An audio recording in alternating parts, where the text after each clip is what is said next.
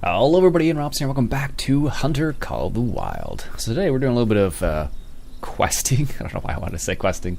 Mission running, I guess. And we're trying to go to the Petersham cornfields here. And we're trying to get some deer, I'm assuming, once we get there. So we're going to head over there. And what we're going to try today is, I'm going to try, let me see. I think that was a roe deer. It was behind us, it looks like. Somewhere in that direction. Anyways, what we're going to try to do is we're going to try and use some of these lures. So I have red deer lure and I have roe deer. So I'm going to put the roe deer scent on, I think it was out 6, was it? Yeah. So the one thing I'm not sure about the scents, and you guys can let me know if you know the answer to this or not. Does the scent follow you, or where you spray it, that's where it stays? So that's what I'm not sure about. So I was kind of curious about whether or not it would follow you, or whether it's in the same spot, or however it goes. So, I don't know. That's the one thing I'm kind of curious about. Oh, that's right behind me again. Alright, so there's a roe deer. So let's go ahead and spray this and just hide up here. Now, I was looking at some of the guides online. And interestingly enough, some of the guides actually say, or one of the guides I was reading, actually says that this collar right here, the bleat, will actually work for most deer. It seemed like. I don't know if that's true or not, but that's what it said. Not sure if it says in the store specifically. Does it say deer bleat? This deer generates an authentic bleat of a doe. So this one says wild boars, female roe deer. So predators like coyotes and red fox, that one will work on. This one doesn't specify which deer it'd work for. So, antler adders, fallow deer. So, that's what's kind of curious about this particular collar. So, let's see if we can call this the deer in here a little bit more. Let's use the roe deer collar. We'll see what happens here in a second.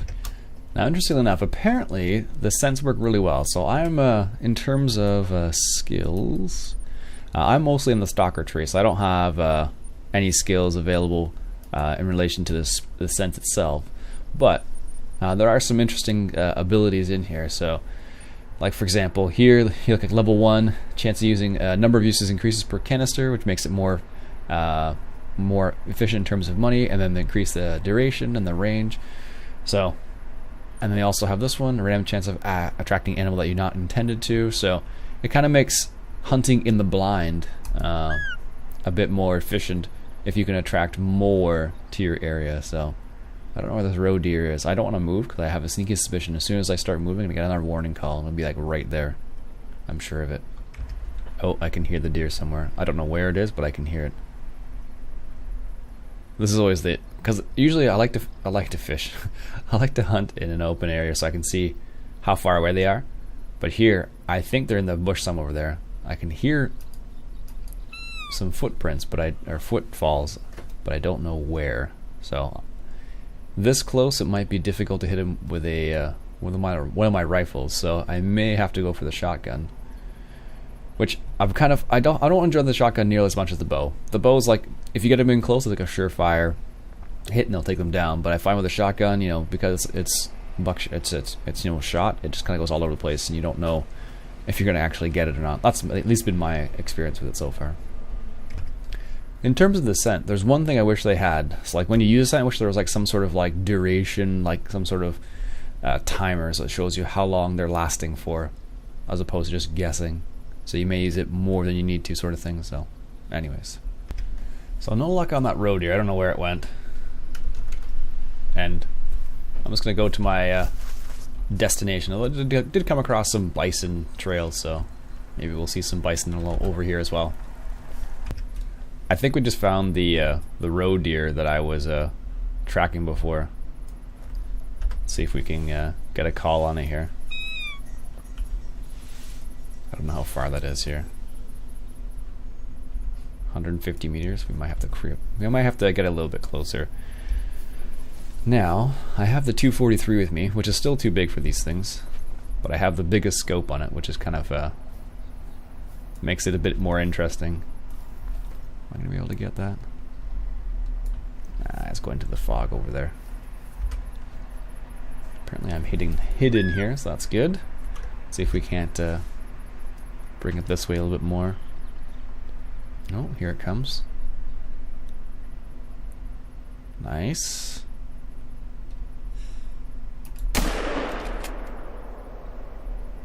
I don't think we got it. I thought I hit it in the spine, but I apparently didn't. Alright, let's go get it. Oh, so apparently it actually was a decent shot. That was a walk, apparently. No, I can see it over here, though. Let's see what this one says. Yeah, that was lead rate high. That's pretty good, actually. 243, I believe, is still too big for these little roe deer, though. Flesh, left lung. Okay, it's not too bad. Got a good quick kill bonus, and we got an integrity bonus. No consecutive harvest. Okay, that was an integrity bonus. Bizarre. Wonder why. 243 soft points. Maybe because I'm using soft points and not polymers. I don't know. Curious. There you go. Nice. Not what we're going for specifically, but I'll take it. We're actually trying to head to this area right here. Oops. That area right there. Which is where we're trying to get some fallow deer, I believe. So let's head over there now. So I finally made it to my destination over here, and we're trying to harvest some fallow deer is the objective here. So I was kind of just heading to the cornfields and apparently just stumbled into another male fallow deer. So let's see if we can't draw him out a little bit there. I think where he's downwind of us, though. Yeah, kind of downwind of us, so we'll kind of try, but we may not be very successful based on the fact that he's downwind. They usually don't come out very easily when they're downwind of you. Sometimes they do still, but not always. So this is the mission right here. Harvest 2 fallow deer in this area. So this is in the cornfields. So I guess this is the cornfields right up here. Yes, it is. Is that a deer down there? Is that just a sign? Probably a sign. The number of times I've like mistaken like a sign for like a deer off in the distance is kind of funny here. So anyways, I'm sure there's going to be a need zone in here somewhere. Let's see if we can't find something here. Alright, so I just spotted a few fallow deer here. Well, there's even a male back there too. So we need to harvest 2 of them. So let's get out the 270 here, which is probably a bit big for these still. Is that a mating call? Oh, it's a warning call.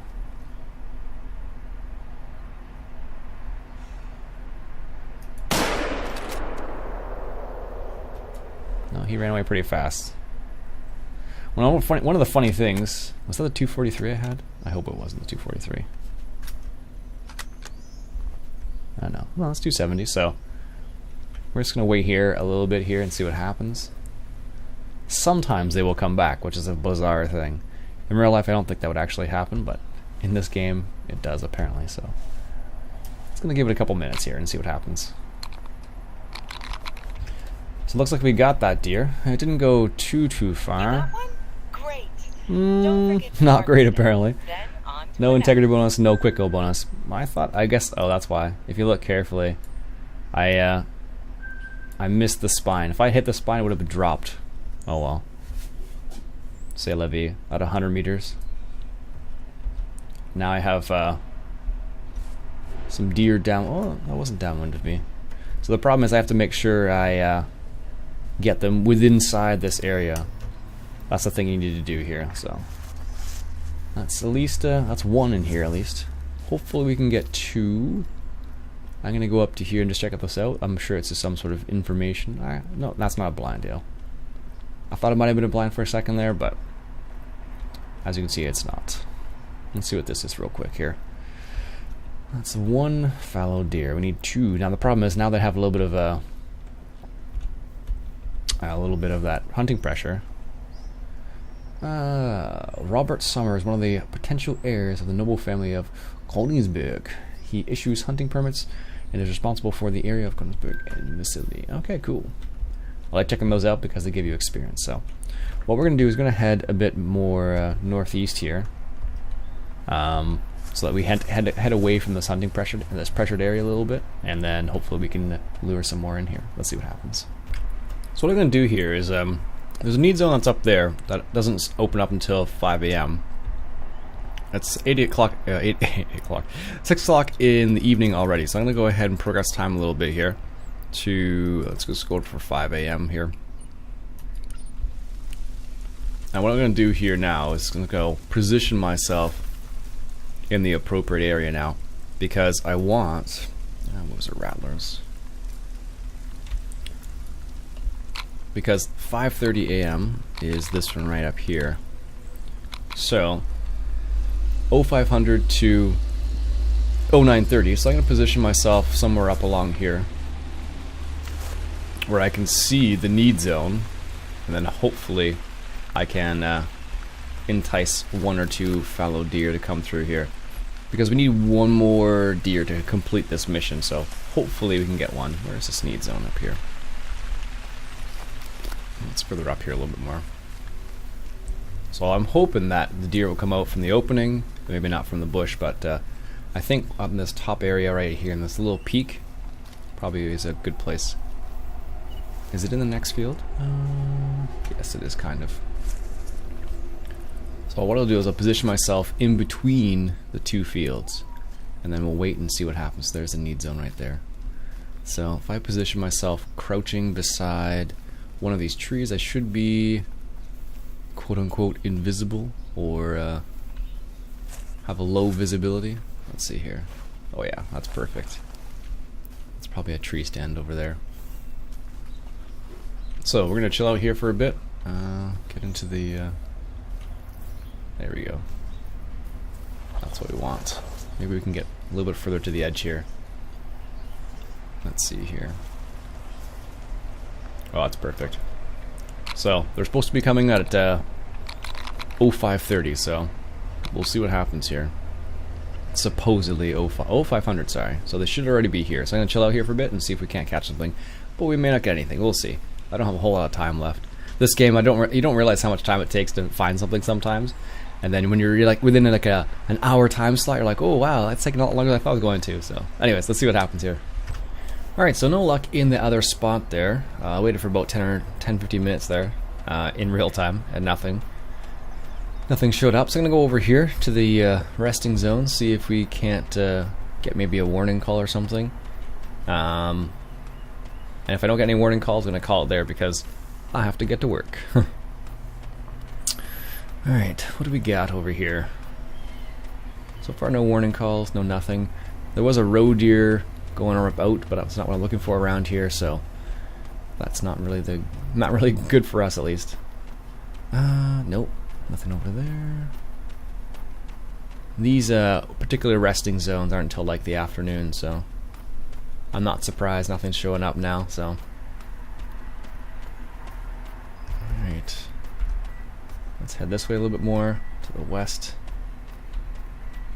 and see if we get any warning calls or anything, because the deer were right there last time, right in front of us here.